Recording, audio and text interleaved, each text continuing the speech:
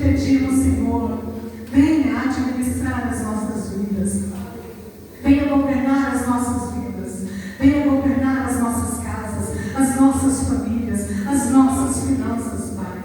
Nós somos totalmente dependentes de Ti, somos totalmente dependentes da Tua graça em todas as áreas das nossas vidas. Ah, Deus, se não fosse o Senhor na nossa vida, ah, Deus, se não fosse a Tua misericórdia na nossa vida, aonde nós estaríamos? O que seria de nós, Senhor, se as Tuas boas mãos não estivessem derramando chuvas de bênção sobre a igreja, sobre o Seu povo? Oh, poderoso Deus, como te agradecer, Senhor, como te agradecer, Senhor, por todos os benefícios, por tudo que o Senhor tem feito a essa igreja, a cada família aqui representada. Como te agradecer, Senhor? Quem somos nós? Quem somos nós, Senhor, para trazer alguma coisa aqui no Teu altar? Porque tudo que nós temos, Pai, veio de Ti. Tudo que nós temos, Senhor, veio de Ti. Tudo que nós temos, Senhor, veio de Ti. E para o Senhor nós devolvemos. Ensina-nos a ofertar com corações gratos. Ensina-nos a trazer oferta à Tua casa com corações cheios de júbilo, com corações cheios de exaltação ao Teu santo nome. Em nome de Jesus, receba a nossa oração, receba o nosso louvor. Tu que és digno de tudo, Tu que és digno de tudo, Tu és digno de tudo, Pai. E nós entregamos tudo que temos, tudo que somos aqui no Teu altar, para que a Tua vontade seja feita. Em nome de Jesus, em nome de Jesus, Senhor, abençoa as nossas casas. Em nome de Jesus, as nossas finanças. Ensina-nos, Senhor, a administrar as nossas finanças com sabedoria. Em nome de Jesus, e supra as nossas necessidades. Abre as portas que precisam ser abertas, poderoso Deus. Em nome de Jesus, abençoa a Tua igreja, abençoa o povo que congrega nesta igreja. Em nome de Jesus, seja o Teu nome louvado, seja o Teu nome glorificado neste momento de ofertório, Pai, em nome de Jesus, em nome de Jesus. Aleluia, aleluia. Traga sua oferta, seu dízimo, como você colocou em seu coração. Aleluia, Santo Deus. Amém, Jesus. Diga de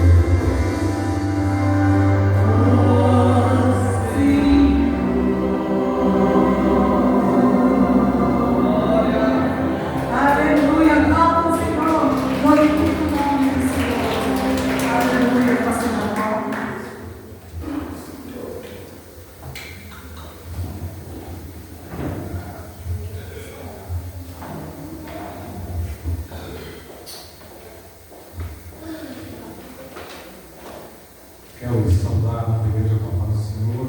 Amém. Nós estamos na casa do Senhor, com a finalidade de adorar o nome dEle, de aprender a palavra do Senhor. Vamos colocar em pé. Senhor nosso Deus, nosso Pai, nós estamos na presença santa do Senhor.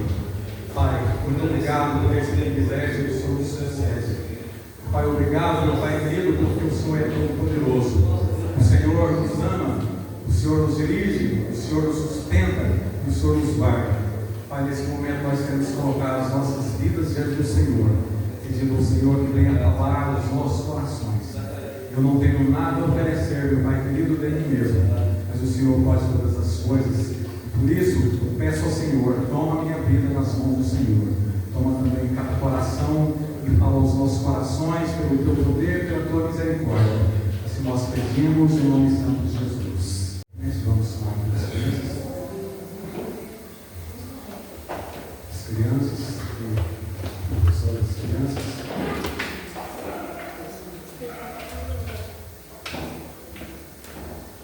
Senhor, nosso Deus, nosso Pai, mais uma vez estamos na tua presença.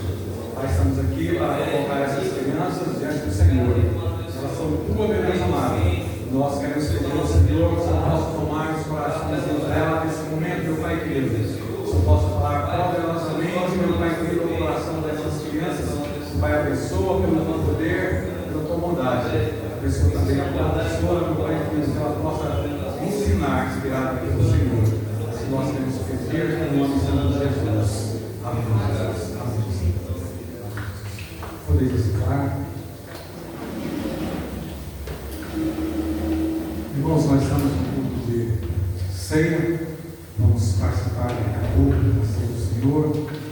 E esse culto de ceia é muito propício nós falarmos daquilo que nós precisamos sempre agir na nossa vida. Precisamos de arrependimento. Precisamos de temor. Precisamos de obediência.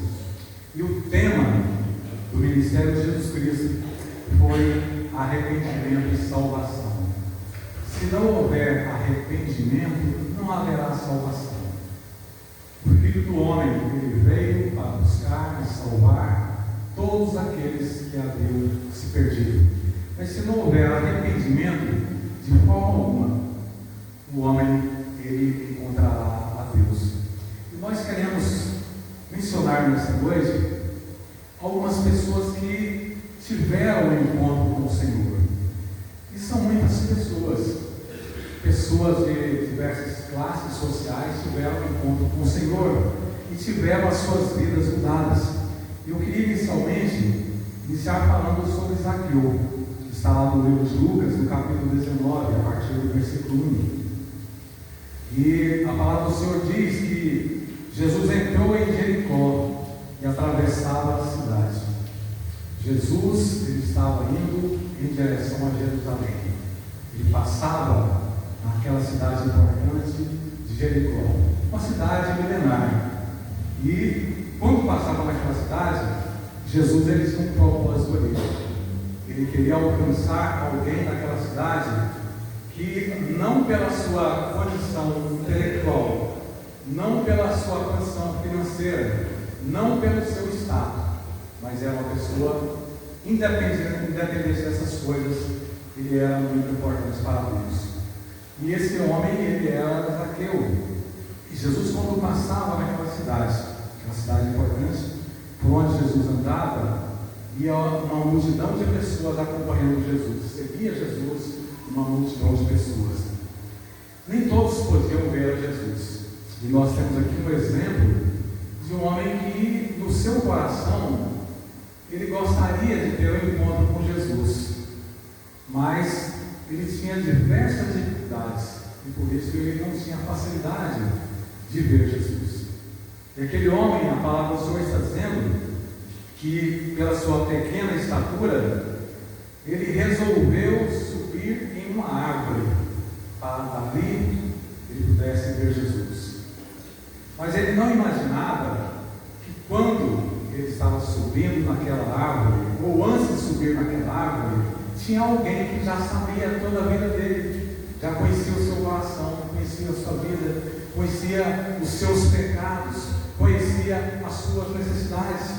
E quando ele sobe naquela árvore, desejoso de ver Jesus, nós percebemos que, embora o homem ele é rebelde contra Deus, mas lá no fundo do seu coração, Deus ele plantou aquela semente do desejo de conhecer a Deus.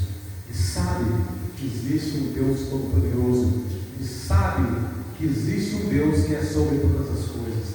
E esse homem, nesse desejo de conhecer Jesus Cristo, certamente ele ouvira falar muito sobre Jesus, os milagres que Jesus havia feito, as pregações de Jesus. E quando ele está naquela árvore, procurando talvez um lugar mais adequado para que ele pudesse ver Jesus, um lugar mais cômodo, mais confortável, para dali ver Jesus acima das outras pessoas, talvez um pouco longe do sol, longe do barulho, e ele pudesse ali ver Jesus. E quando ele está naquela posição em cima daquela árvore, escondido lá dentro, o Senhor Jesus diz para ele: Zaqueu, desce depressa. E a palavra do Senhor diz que ele era um homem rico, muito rico. Ele era chefe dos publicanos. Os publicanos, eles eram os servidores israelitas, judeus, que eles trabalhavam para o governo romano, para o Império Romano. E eles eram muito odiados, porque eles, por causa de Roma, eles extorquiam os seus contemporâneos, eles extorquiam o povo de Israel, os cidadãos de Israel, e por isso eles eram tremendamente odiados.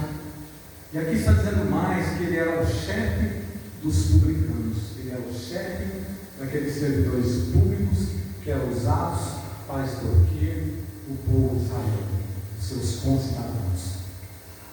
E por essa razão, o povo não gostava desses homens.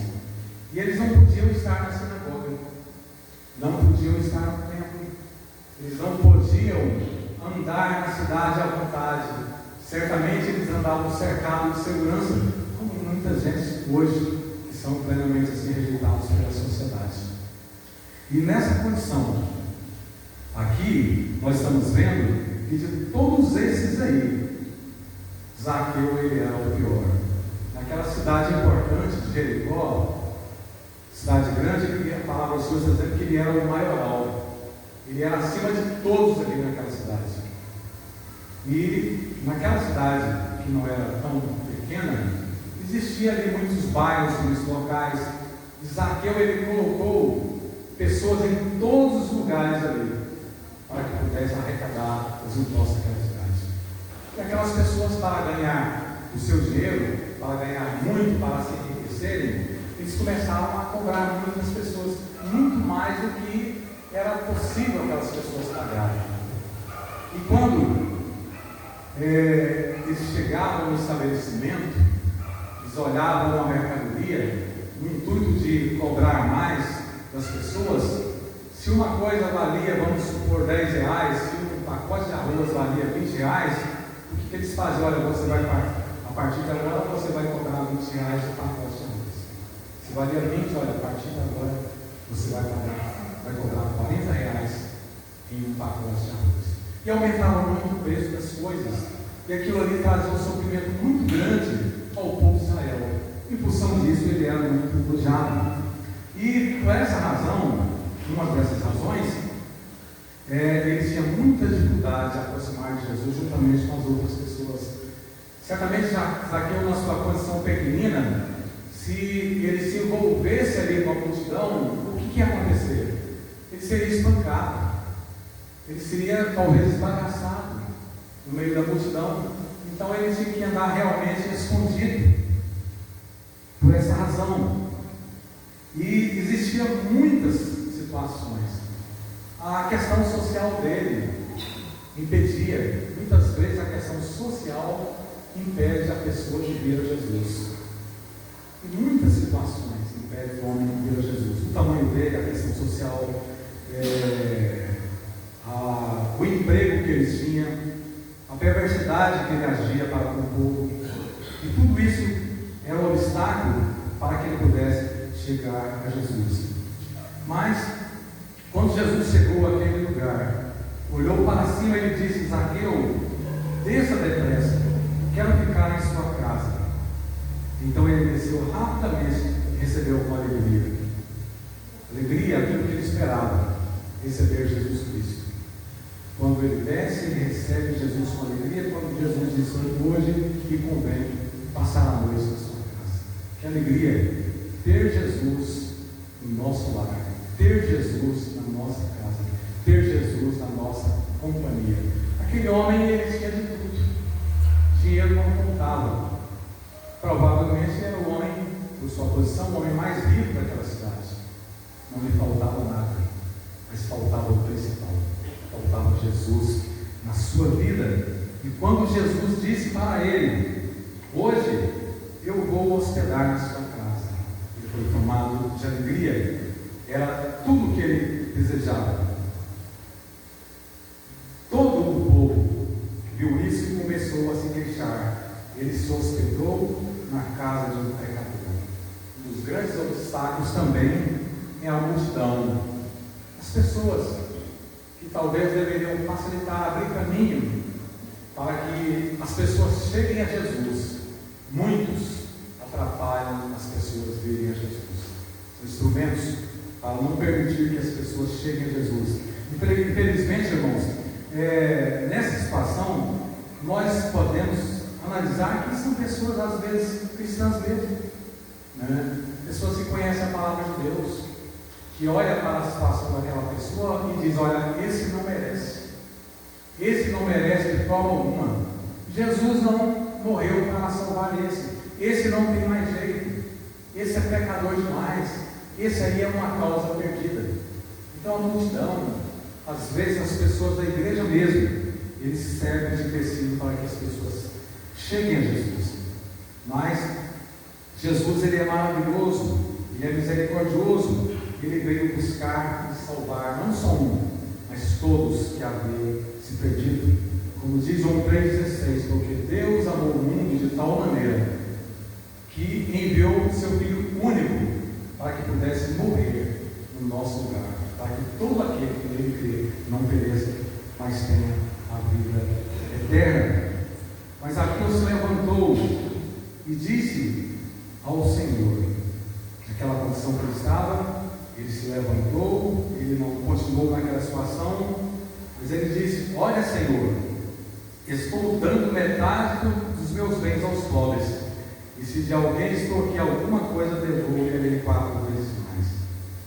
Aquele momento de arrependimento, reconhecendo toda a maldade, toda a sua desonestidade, toda a sua perversidade, ele disse: eu vou dar a metade de tudo que eu tenho, vou dar para os pobres.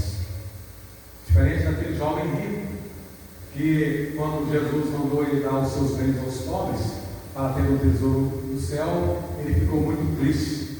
Zaqueu não precisou Jesus pedir para ele fazer isso, mas ele disse: eu resolvo dar a metade dos meus bens aos pobres, e as pessoas que eu defraudei, eu quero restituir 4 vezes mais.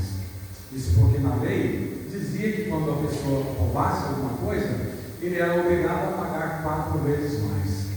Zaqueu, sabedor disso, ele se adiantou e disse: eu quero pagar 4 vezes mais. O que Zaqueu estava dizendo aqui? O que ele estava reconhecendo? Zaqueu estava dizendo: olha, eu sou um ladrão. Eu sou um ladrão. A palavra do Senhor diz que aquele que confessa e deixa, ele alcança misericórdia. Ele alcança misericórdia. E aqui, Jesus Cristo, ele está dizendo, Jesus lhe disse: hoje houve salvação nesta casa. Ele se arrependeu. Hoje houve salvação nesta casa. Nós sabemos o tamanho da família de Zaqueu, quantas pessoas que tinha na sua casa. Cornélio, que era um gentio, quando ele aceita Jesus como Salvador, embora ele era um homem temente a Deus, ele era um homem com um coração bondoso, ele era um homem que dava esmolas, mas ele precisava de um encontro com Deus, ele precisava de um encontro com Jesus. E ele, nesse sentido, ele era um homem que ele doava os seus bens, ele temia o Senhor, mas ele precisou ter um encontro com Jesus, ele precisou arrepender-se dos seus pecados, para que ele fosse salvo, ele e a sua casa. Eles foram salvos, eles foram batizados, se arrependeram dos seus pecados, foram batizados e foram alcançados por Jesus. Outro exemplo também, né? Então Jesus está dizendo que, pois o Filho do Homem veio buscar e salvar o que estava perdido. Essa é a finalidade do Filho do Homem. Ele veio para buscar e veio salvar aquele que havia perdido. Nós temos na Bíblia um exemplo muito forte de um homem chamado Nicodemos, que está lá em João capítulo 3. Nicodemos, ele era um homem grande lá na terra de Israel. Ele era um fariseu, ele era um conhecedor profundo da lei, ele era um dos mestres ali de Israel. Mas aquele homem, ele tomou conhecimento de quem era Jesus. Ele sabia, como ele mesmo disse, que se Jesus não fosse da parte de Deus, ele não poderia de forma alguma fazer os milagres que ele estava operando. E naquele conhecimento, naquele sentimento, naquele desejo, naquela necessidade que ele tinha de ter um encontro com Deus, apesar de ser um homem covarde, um homem por causa da estatura intelectual dele, a posição intelectual dele, ele não foi diante das pessoas, ele não teve coragem de ir ter um encontro com Jesus de dia. Muitas pessoas são dessa forma. Mas Jesus disse que aquele que se envergonhar de mim, meu Pai também, naquele último dia, eu envergonharei dele diante do meu Pai que está no céu. E esse homem Nicodemos, ele vai procurar Jesus de noite, na calada da noite, pedindo para ninguém ver. Para ninguém ver que ele estava indo procurar Jesus. E quando ele chega, o que ele faz para Jesus? Ele quer o quê? Lisonjear Jesus. Lisonjear Jesus. Ele não pensava que Jesus conhecia o fundo do coração dele. Mas de longe, Jesus já diz para ele: Nicodemos, é necessário você nascer de novo. Você é um condenado. Você está perdido. Você não tem salvação. É necessário você nascer de novo. E ele não entendeu. Jesus falou: olha, você tem que nascer novamente. E ele, não entendendo que Jesus estava colocando para ele, ele falou: mas como? Será que é possível voltar ao ventre da mãe e nascer novamente? Ele era um homem espiritualmente completamente certo. Jesus disse para ele: olha, é necessário você nascer da água do Espírito. Você tem que se arrepender dos seus pecados. Apesar de você se batizar, às vezes até 3, 4 vezes por semana, você jejua várias vezes, você vai ao templo todos os dias, mas você tem que se arrepender dos seus pecados. Porque se você não se arrepender dos seus pecados, você não tem salvação. Essa é a condição daquele homem que era um conhecedor profundo da lei. Nós vemos também, irmãos, outro exemplo de uma outra pessoa que não era dos grandes da Israel, nem era também de Israel, a mulher samaritana. A mulher samaritana era uma mulher pecadora. E aquela mulher, na sua condição social também, mais humilde, degradante, uma mulher que todos nós conhecemos o passado dela, a vida de sair registrado aqui na Bíblia. Ela não podia sequer ir naquele poço buscar água em outro horário. Ela tinha que ir no horário mais apropriado para ela, escondido também, para que não fosse vista pelas pessoas. E ela vai pegar aquele cântaro e vai ali para buscar água, assim como Jesus estava atravessando ali Jericó para encontrar com Zaqueu.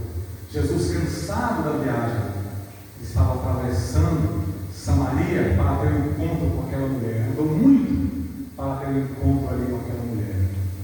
Quando Jesus se assenta ao lado do poço onde ela estava tirando água, Jesus começa a conversar com ela. E ela, admirada por Jesus, que era um judeu, estava conversando com ela, que era uma mulher samaritana. E Jesus, certa altura, Jesus disse para ela: olha, se você soubesse quem eu sou, você pediria e eu te daria água da vida. E ela, naquela dificuldade, sempre buscar água naquele local, todos os dias, a sua necessidade. E ela logo mostra para Jesus que ela gostaria de receber essa água, para que nunca mais ela pudesse voltar naquele poço, naquela situação humilhante diante das pessoas. E Jesus disse para ela: olha, vai lá, chama teu marido, vem aqui. E ela disse: eu não tenho marido. E Jesus disse para ela: olha, você disseste bem, você falou a verdade, você não tem marido porque você já teve 5 maridos, e o que você tem agora também não é seu. E ela disse para Jesus: olha, Senhor, eu vejo que você é mestre, você é um profeta. E aí, naquele momento, Jesus começa a falar com aquela mulher. E ela, admirada, ela sai dali para chamar os seus, para pregar os seus, para os seus. E ela deixa para trás o que é aquele cântaro. Era o cântaro que ela era obrigada a carregar tudo sempre. Deixou para trás aquilo ali. Ela não quis mais saber daquilo ali. Ela foi pregar para os seus. Ela foi realmente fazer aquilo para o qual Jesus gostaria que ela, sendo transformada, ela deveria fazer. Irmãos, são exemplos de pessoas que são transformadas pelo Senhor.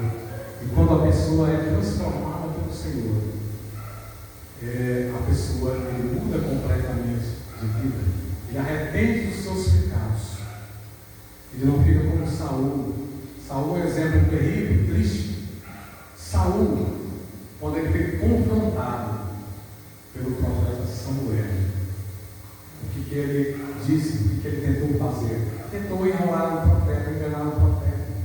Não é isso? Tentou mediar aquela situação por causa do seu pecado. Mas, a certa altura, o que ele demonstrou? A causa de Deus. Deus para ele era somente aquilo que interessava para ele.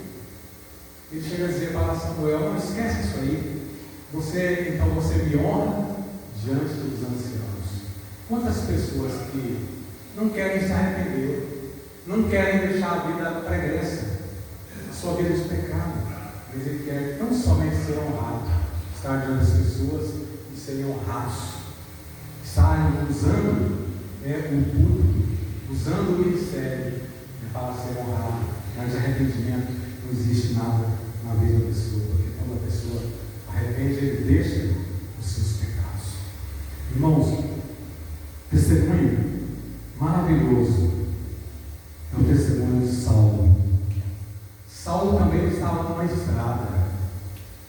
Ele estava indo para Damasco, fazendo o quê?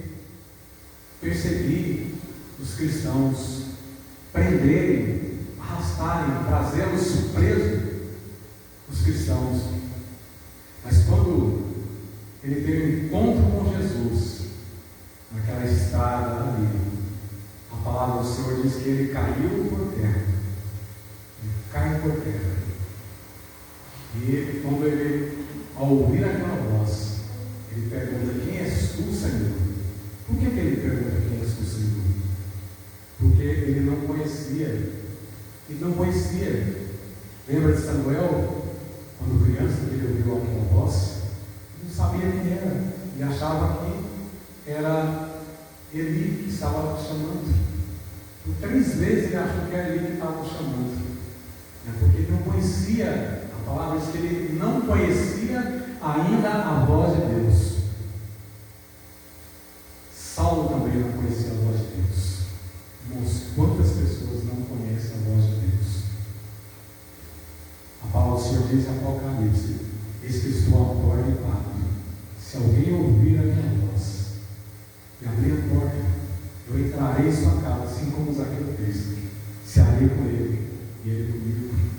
Mas muitas pessoas conhecem de ouvir falar de Jesus, tomam conhecimento, mas nunca fizeram nada com Jesus. Nunca fizeram nada com Jesus para evangelizar o que Jesus falou. Independente de ela achar que estava vivendo tranquila, que não tinha problema nenhum, que não ia dar em nada a vida que ela levava, o que Jesus estava dizendo: conheço as suas obras. Eu conheço as suas obras. Você tem nome de quem está vivo, mas você está morto. Você está morto. Sabe o que é estar morto? Diante de Deus, estar morto para Deus é uma tragédia total. A palavra do Senhor diz que adianta o homem ganhar o mundo inteiro e perder a sua alma. Eu estava pensando, tive uma informação ontem, um médico conhecido que faleceu, mais um, né? E eu estava pensando sobre a brevidade, a fragilidade da vida, a vulnerabilidade do homem. Já falei para os irmãos que o médico que operou os meus dois quadris, novo, 40 anos de idade, faleceu. Teve um outro conhecido também, doutor Peixinho, 40 e poucos anos, ortopedista, morreu também de um infarto fulminante. E muitos outros. E ontem tive a informação de um médico conhecido meu, com 62 anos de idade. Segundo se comentavam, ele era um dos maiores especialistas em cardiologia aqui em Brasília, doutor Cantídio. Morreu há poucos meses atrás, aos 62 anos de idade, com infarto fulminante. E olha, quanta cirurgia de coração ele fez, quanta cirurgia, não pôde fazer nada por ele, né? Quanto dinheiro ele ganhou? Ganhou dinheiro demais da conta, né? Mas que adianta o homem ganhar até o mundo inteiro perder sua alma? Então nós temos que pensar que a nossa salvação, ela é garantida através do nosso arrependimento,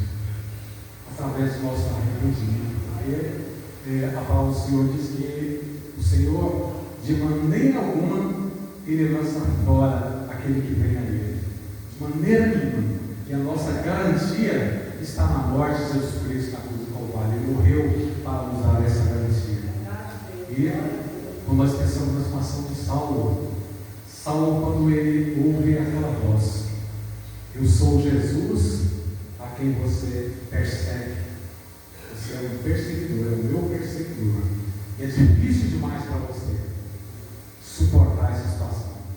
É difícil demais para você. Você não terá condições nenhuma de resistir ao Todo-Poderoso.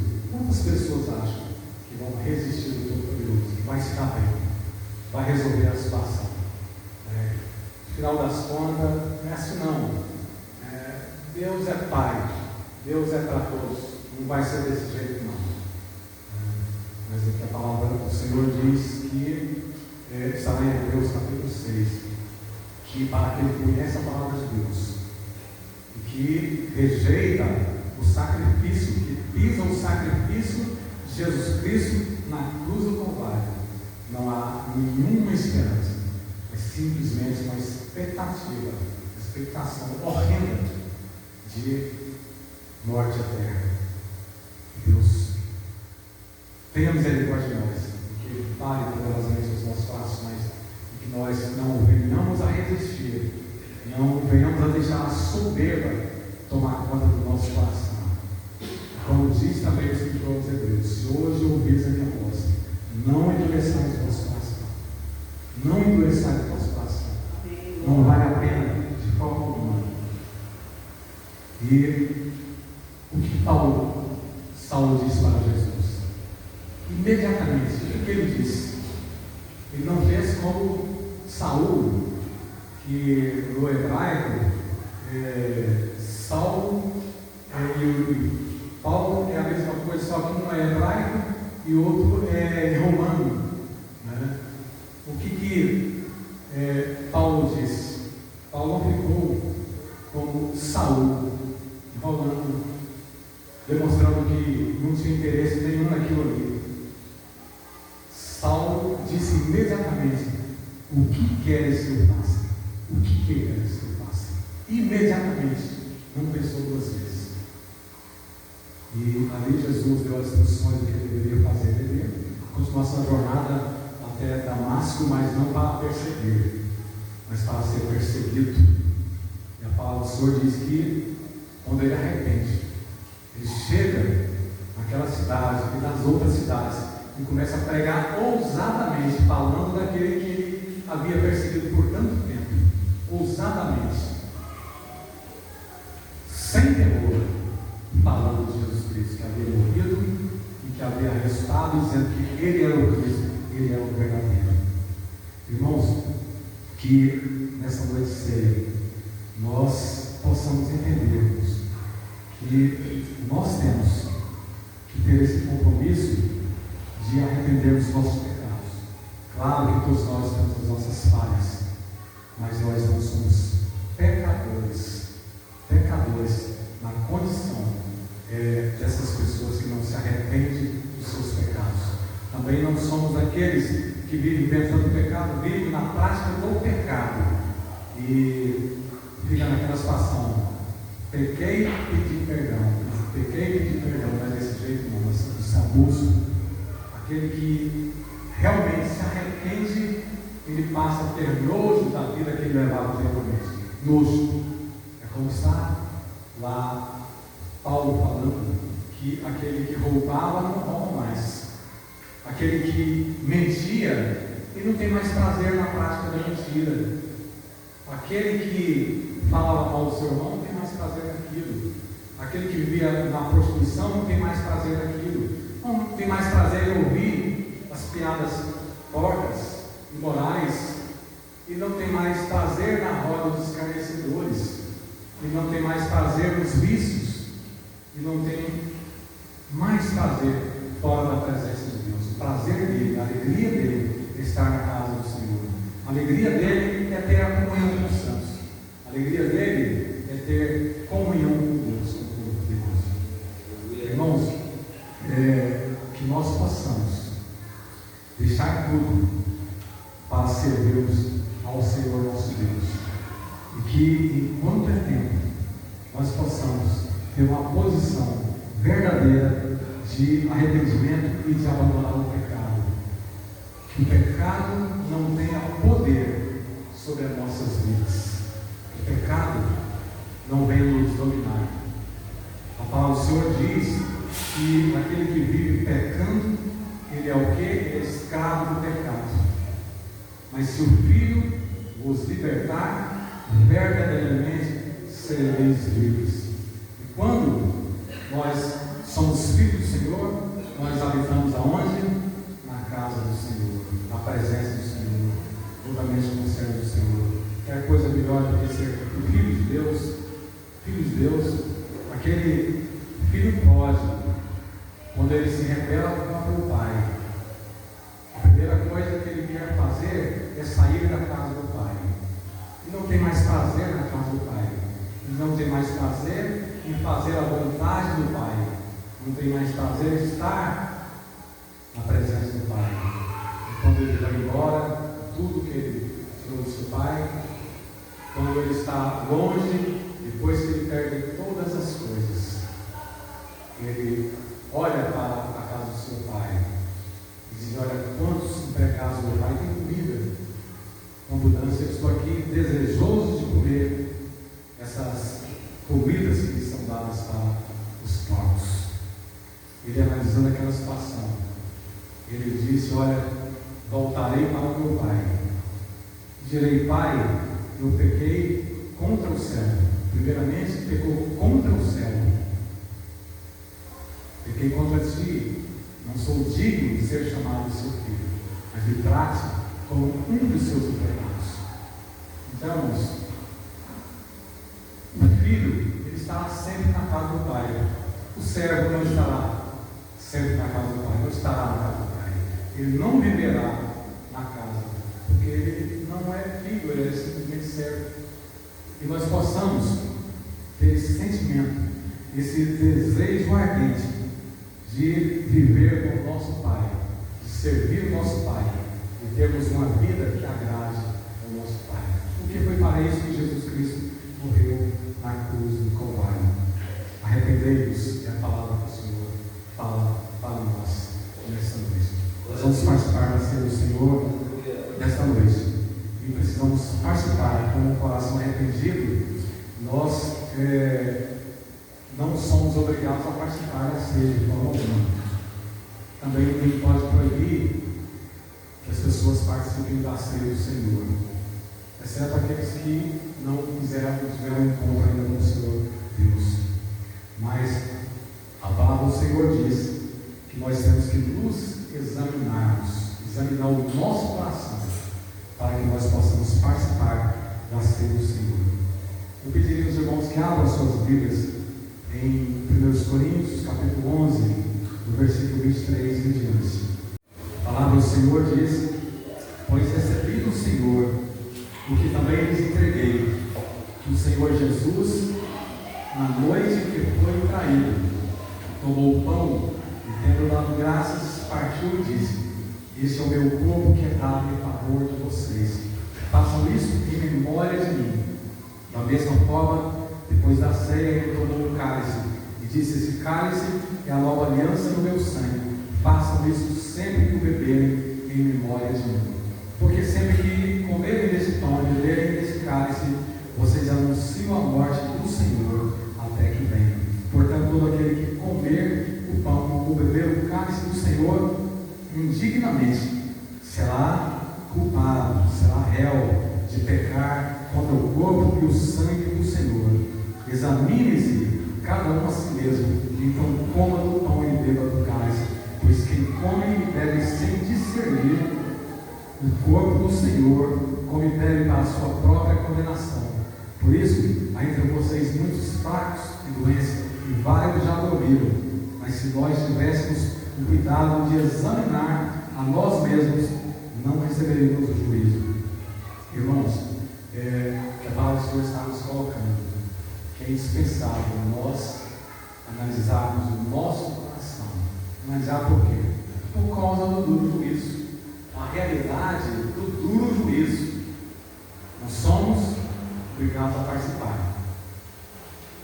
Mas, se nós temos alguma coisa que nos impede, que a nossa consciência nos condena, nós temos tempo para nos arrepender dos nossos pecados, mudar as nossas atitudes, e nós não podemos tomar o cálice e comer o pão sem analisar, sem discernir. Não podemos de forma alguma, porque se fizermos isso, a palavra do Senhor está dizendo que nós seremos o quê? Culpados do sangue de Jesus Cristo. Culpados da morte do Senhor. Sabe o que é ser culpados da morte do Senhor? A palavra do Senhor disse que Jesus, falando para aqueles fariseus, que eles pagariam pelo sangue dos justos que foram derramados desde Abel até Zacarias. Então, quem comer o pão, beber o cálice indignamente, sem examinar, sem analisar, ele será culpado do sangue dos justos e ainda mais do sangue de Jesus Cristo que morreu no Calvário. Eu quero pedir que o irmão Valdeci e a irmã Sônia venham aqui à frente para nos ajudar.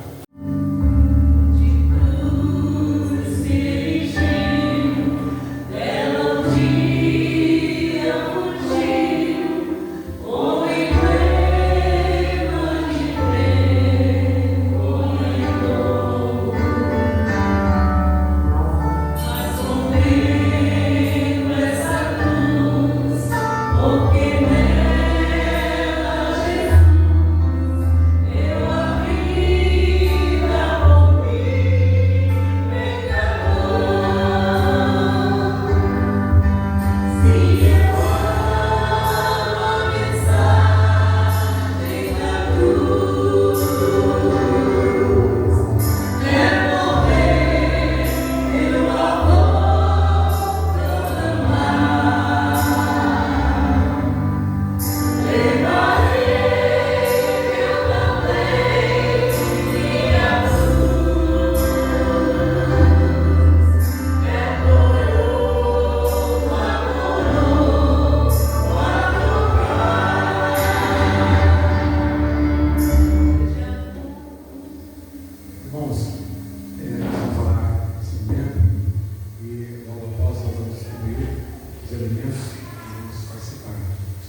Senhor nosso Deus, nosso Pai, nós estamos na Santa Presença, com temor e com temor. Nós queremos, Pai querido, Senhor, reconhecer a bondade, reconhecer a misericórdia do Senhor. E Deus, pedir perdão dos nossos pecados, das nossas fraquezas, das nossas negligências. Pedir ao Senhor que tenha misericórdia de nós, que o Senhor venha nos transformar, que o Senhor venha nos renovar, meus amados, e que nós possamos, meu Pai querido, viver uma vida reta, justa, santa diante do Senhor, meu Pai. Senhor, afasta nós as nossas transgressões, os nossos pecados, nos guia, nos sustenta pelo teu poder, pela tua bondade, pela tua misericórdia. Age poderosamente, Pai querido, em cada coração. Transforma, perdoa, santifica, purifica pelo teu infinito amor. Nós queremos pedir ao Senhor e agradecer em nome santo de Jesus. Amém. Estudei isso seguido.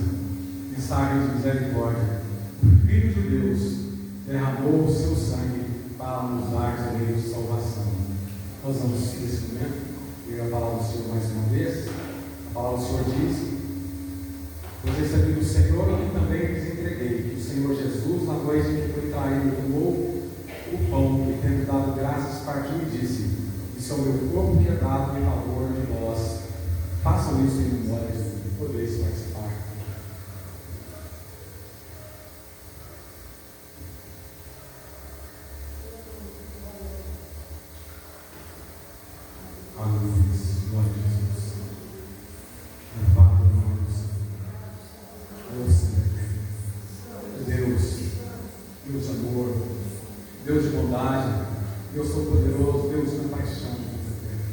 Tenha misericórdia de Deus, não permita que nós venhamos esquecer a mensagem da cruz, mas que nós possamos sempre lembrar a mensagem da cruz, que nós possamos propagar a mensagem da cruz, que nós possamos falar da tua bondade, da tua misericórdia, do sacrifício do teu Filho Jesus Cristo em nosso favor.